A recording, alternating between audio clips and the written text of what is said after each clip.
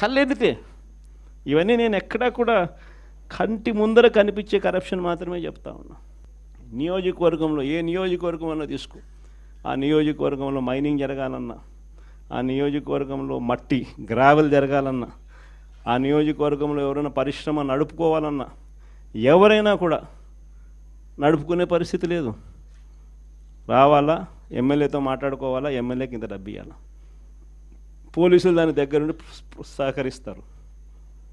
MLA ఇంత తీసుకుంటాడు, పైకి ఇంత పంపిస్తున్నాడు.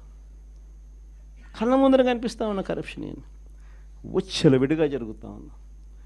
ఇలాంటి నేపథ్యంలో ఇంత మంచి చేసిన మనకే ఈ పరిస్థితి ఉన్నప్పుడు మరి ఇన్ని అబద్ధాలాడి, ఇన్ని మోసాలు చేసి, ఇంత దారుణమైన పరిపాలన చేస్తూ ఉన్న వీళ్లకు పరిస్థితి రేపొద్దున దేవుడు, ప్రజలు తంతే ఎక్కడ పడతారో నేను వేరే చెప్పాల్సిన పని.